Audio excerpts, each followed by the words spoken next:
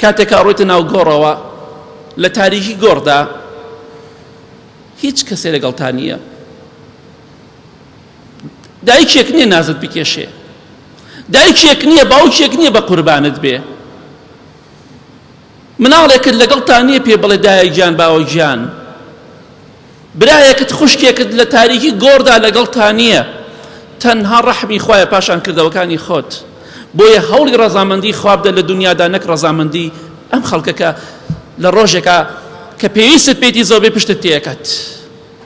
بۆیە هەوڵی ڕەزامەندی خوا بدە، چونکە ئەگەر تۆ بۆ ڕەزامەندی خوا هەوڵ بدەیت، ئەو پێغەمبەری خوا فەرمێ صلی الله علیه وسلم هەر ئەوەندەی جوابی مەلایکەت دایەوە لەناو گۆڕدا، وتت ئەڵڵا پەروەردگارمە، محەممەد صلی الله علیه وسلم پێغەمبەر و پێشەوامە صلی الله علیه وسلم، هەر ئەوەندەی وتت ئیسلام ئاین و بەرنامە و پرۆگرام و دینی ژیانی من بووە، خوای گەورە لە ئاسمانەوە بانگ دەکات بۆ مەلایکانە دەفەرمێ کە لەناو گۆڕەکەدان دەفەرمێ ئەن سەدەق عەبدی، عەبدەکەی من ڕاستی کرد ئەڵڵا پەروەردگارەتی، ڕاستی کرد ئیسلام دینێتی، ڕاستی کرد محەممەد پێغەمبەرێتی صلی الله علیه وسلم.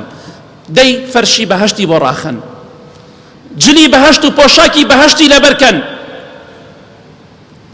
دەرگایەکی لە بەهەشتەوە بۆ بکەنەوە با بۆن و بەرامی بەهەشت بێ بەسەریدا.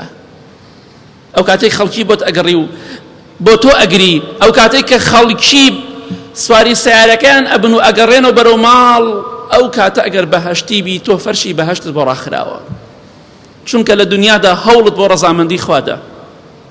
پاداشتەکەی ئەوەیە ئەبێت لە گۆڕدا بەختەوەر بی، بەڵام ئەگەر بۆ ڕەزامەندی خەڵکی هەوڵت دابێ، ماستاوت کرد بێ و هەزار ڕوویت کردی بێ بۆ خەڵکی، دڵنیا بەدبەختە بی لەناو گۆڕەکەتدا، پێش ئەوەی کە سوکارەکەت بگەڕێتەوە هاوار و شیوەن و واوەیلا و عەزابی تۆ دەست پێ ئەکات. بزانە چی دەکەی لە دنیادا.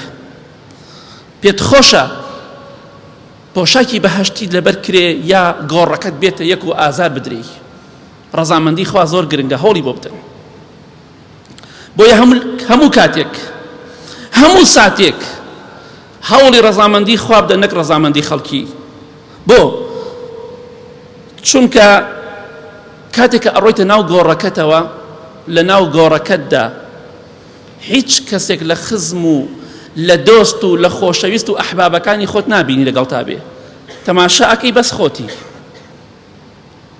لە پڕە بە تەنهایی جوابی مەلایکەت داوەتەوە کە سوکارت بۆت ئەگرین، دڵخۆشی یاخود پەنا بەخوا جوابی مەلایکەت نەدادەوە، بەدبەختی خەمباری، بەڵێ ئەو ئینسانە تەماشا دەکا کاتێک کە زانێ پیاوێکی لە پەیدا دەبێ. ئەگەر ئافرەت بێ و زانان دەفەرمون لەسەر شکڵ و شێوەی ئافرەتێ دێ، ئەگەر ئەو مردووە پیاوە بێ لەسەر شکڵ و شێوەی پیاوێک، کاتێک کە زانی پیاوێکت لە پەیدا دەبێ لە ناو گۆڕەکەتا کە فراوان بۆتەوە. بەڵێ پیاوێک دێت، پێغەمبەری خوا فەرمێ صلی الله علیه وسلم جوانە دەموچاوی، دەموچاوی زۆر جوانە، دەفەرمێ بوونی زۆر خۆشە، دەڵێ مزگێنی بێ لە تۆ بۆی کە دڵت پێی خۆشە. حەزت بە چییە؟ بە چی دڵخۆشی ئەو مزگێنیە بۆ تۆ بێت. بەڵێ دەڵێ تۆ کێی؟ ئەوەندە دەموچاوت جوانە، ئەوەندە بۆنت خۆشە، ئەوەندە هەواڵی خۆشت پێ، تۆ کێی؟ دەڵێ من کردەوە چاکەکانی تۆم لە دنیادا کە ئەنجامدا بۆ ڕەزامەندی خوا. ئەنا عەمەلوکە الصالح، من کردەوە چاکەکانی تۆم.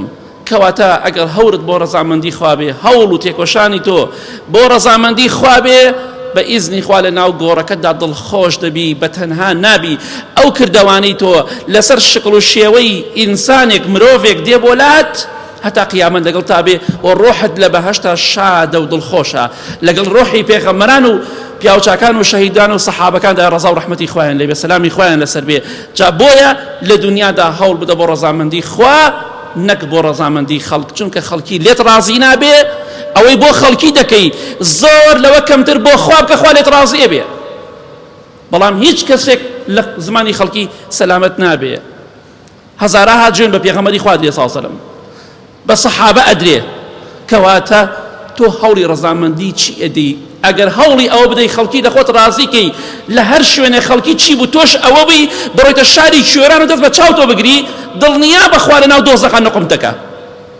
ئینسانی دووڕ و منافق کەواتە هەوڵی ڕەزامەندی خوا بدە بۆی لە ناو گۆڕەکەتدا ئەو ڕۆژەی کە تەنهای چاکەکانت لەگەڵ تا بێ دڵخۆشت کە هاوڕێیەکی باشت هەبێ چونکە کەس و کارەکەت لەگەڵ تا نییە کردەوە چاکان لەگەڵ تایە کردەوە خراپەکان لەگەڵ تایە هەوڵی چاکەکان بدە چونکە هیچ کەسێکی خۆشەویستی تۆ لەگەڵ تۆدا ناژی